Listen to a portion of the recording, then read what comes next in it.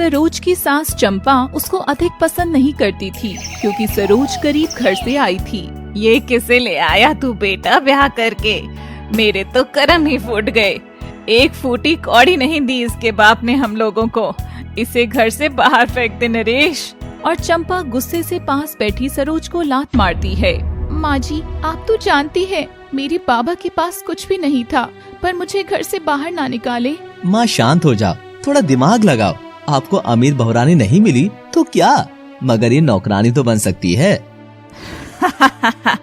सही बोल रहा है तू। और चंपा अपने घर का सारा काम सरोज से कराने लगती है। चंपा अपने घर में सरोज से दिन में 3 बार पोछा लगवाती थी और धीरे धीरे वक्त के साथ साथ सरोज के शरीर पर बुढ़िया जैसा कुबड़ निकल आया था और वो वक्त के साथ कमजोर और बदसूरत होती चली गई। माँ जी के उठने से पहले पोछा मार लेती हूँ। सरोज पोछा मारने लगती है कि तभी दरवाजे पर नरेश एक दूसरी लड़की के साथ आता है और सरोज को लात मारता है। हट, बदसूरत कुबड़ी कहीं की, घर में घुसते ही तू ही सामने क्यों आई? वो मैं पोछा लगा रही थी। तू और तेरा ये पोछा। और नरेश गुस्से में उसकी बाल्टी और पोछा बाहर फेंक देता है और सरोज रोने लगती है। मामा देखो, मैं आपके लिए नई बहू लेकर आया हूँ। अरे वाह, ये तो चांद जैसी सुंदर बहू लाया है बेटा तू। लो माँ जी, ये 50,000 रुपए मेरे बाबा की ओर से हैं। देख बेटा, ये होती है बहू, धनवंती और रूपवंती दोनों ही है मेरी छोटी बहू। तो जाओ हमारे लिए खाना बनाओ। सरोज रोते हुए खाना बनाने चली जाती है और तभी उसको याद आता है कि उसकी बाल्टी और पोछा नरेश ने बाहर फेंक दिया था। वो दौड़कर उसे उठाने जाती है पर उसे वहाँ कुछ नहीं मिलता।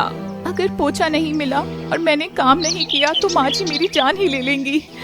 और सरोज उदास होकर घर आ रही होती है, तभी उसे एक पुराना पेटीकोट नजर आता है। अरे वाह, क्यों ना मैं इसी पेटीकोट को पोछा बना लूं। और सरोज उसे घर उठा लाती है और वापस काम करने लगती है। अब छोटी बहू भी उस पर हुक्म जमाने लगी थी और काम करती हुई सरोज को लात मार देती थी। अगले दिन सरोज उस पेटीकोट से पोछा लगाते हुए रो रही थी कि तभी उसने देखा कि वो जहाँ जहाँ पोछा लगा रही थी वहाँ उसे सोने की गिन्नी मिल रही है। और तभी उसे फर्श पर पोछे के नीचे एक गोला नजर आया। ये क्या है? लगता है ये पोछा तो जादुई है। और सरोज जैसे ही उस गोले को छूती है वो उसे अपने अंदर खींच लेता है और सरोज दूसरी दुनिया में पहुंच जाती है जहां चारों ओर ढेर सारा सोना रखा था। अरे ये क्या? ये पोछा मुझे कहां ले आया?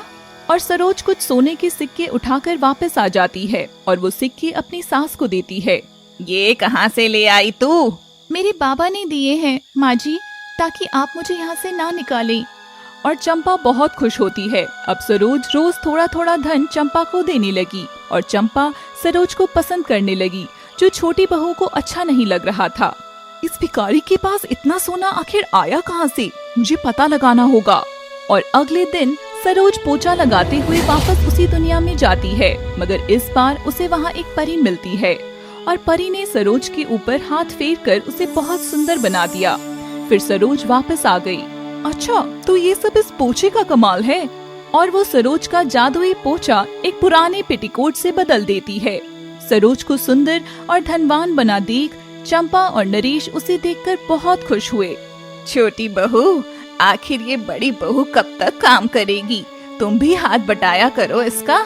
अगले दिन सुनो, मैं सरोज और माँ के साथ मंदिर जा रहा हूँ। जब तक वापस आऊँ कुछ अच्छा बना कर रखना। छोटी बहू खुश होती है।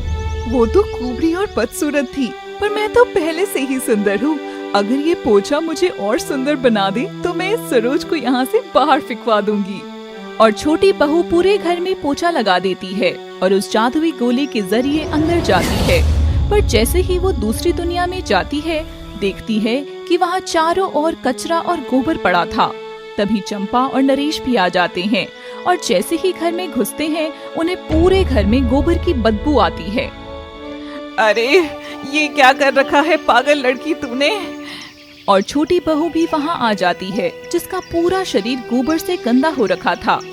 उसे देख नरेश उस पर बहुत गुस्सा करता है। पहली बार एक काम के लिए कहा था तुम्हें, पर तुम तो वो भी नहीं कर पाई। सीखो कुछ मेरी सरोज से। और उसे घर से निकाल देता है। जाते हुए छोटी बहू मुंह बनाते हुए सरोज के हाथ में उसका पोंछा लौटाती है। हाँ, ये ले तेरा पोंछा। ये जादुई नहीं, गोबर की मशीन है, गोबर की। मुझे नहीं रहना यहाँ। सरोज ये देख बहुत खुश होती है। मुझे माफ कर दो बेटी, मैं सोने के लालच में अपने इस हीरे को नहीं पहचान पाई। और चंपा और नरेश सरोज को बहुत प्यार से रखने लगते हैं। सीख, जादू किसी चीज में नहीं बल्कि अपनी नियत में होता है। सरोज की नियत साफ थी, इसलिए उसे अंत में सब मिल गया।